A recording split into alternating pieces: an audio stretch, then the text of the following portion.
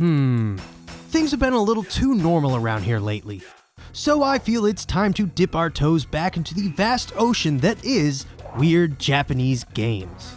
And what better franchise to do this with than one of the most notorious of them all, the ridiculous Macho Man Speedo sporting Cho Aniki series. Debuting in 1992 on the PC Engine CD, Cho Aniki initially burst forth as a shoot-'em-up game, which it has mainly stuck to throughout its multiple entries. However, through a series of spin-offs, it's no stranger to other genres, and appropriately enough, it's one of those spin-offs that we'll be looking at today. And it's none other than Cho Aniki Bakuretsu Rantou Hen, aka the Cho Aniki fighting game. Released on the Super Famicom in 1995, this bizarre one-on-one fighter is far from the greatest fighting game on the Super NES, but delivers a visual feast of absurdity that needs to be experienced by all those curious enough to accept its challenge. Whether you're fighting as a human battleship hybrid, a roided-out bodybuilder, or a tiny claymation figure, these skirmishes brought about by our veritable freak show of a cast are best described as unique. As you can see, every arena lacks a floor, so all scores are settled in the air. That meaning attacks can come from above or below, as the system has a lot of moves built around the unrestricted movement.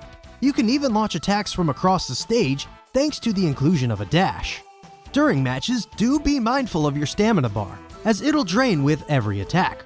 Holding X and rotating your thumb around the D-pad will recharge it, but if you let it deplete, you'll dizzy yourself for a short while, leaving yourself wide open to attacks. As is expected of the genre, specials and combos are also included and can be pulled off via quarter circle commands, but other additions to your moveset, like the aforementioned directional attacks, are unconventionally summoned with down-up or forward-down inputs, so seasoned Street Fighter players might take a match or so to adapt. That being said, this game is no Street Fighter. Clearly marching to the beat of its own drum, Cho Aniki sort of shoots itself in the foot by doing so. The off-the-wall fisticuffs falter as attacks fail to connect when it seems they should, thanks to the lack of a floor and stiff movement. I often found that I was either just far enough away from an enemy to miss my special, slightly misaligned so my attack goes right through an opponent, or I'd completely fumble an attack, then end up in harm's way when I tried to follow up. Overall, the combat leaves a lot of room for improvement. But to be fair, the entire franchise isn't exactly known for its esteemed quality, so this is par for the course, as all of them lack a certain amount of polish. But of course, Cho Aniki isn't beloved for its tight gameplay and deep understanding of the genre. It's celebrated for its absurd and downright homoerotic coat of paint, which is undoubtedly this game's strong suit. Everything from laughable specials and attacks to outlandish and eccentric stages, you'll be hard-pressed to come away from Cho Aniki without at least being charmed by its wacky aesthetic. I mean, what other game is going to let you fight a naked man in a floating half-moon in front of Cho Aniki's version of the Statue of Liberty, or let you take control of a mechanical pagoda man with a pompadour? That alone makes this worth every penny in my book.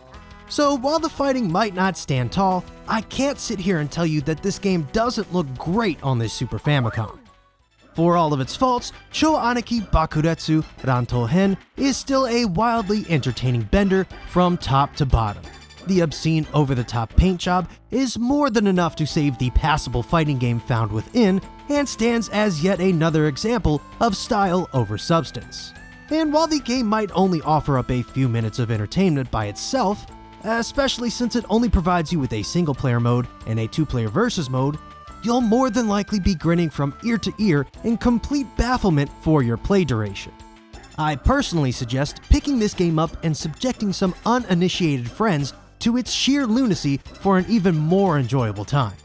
If you're a fan of fighting games, this is a must-play on premise alone, but fear not, as it does integrate enough fighting game mechanics to keep it from being entirely devoid of strategy. Just heed my warning that the game is kinda lackluster. Non-fighting game fans, you're probably better off experiencing Cho Aniki's mind-altering offerings in the form of the shmup games. But if you don't mind getting your hands dirty, then give Cho Aniki Bakuretsu Rantou Hen a shot. Hey, thanks for watching. If you like this episode, consider checking out these other videos right here, or even subscribing. Also, if you'd like to throw me a couple of bucks, you can support the show on Patreon.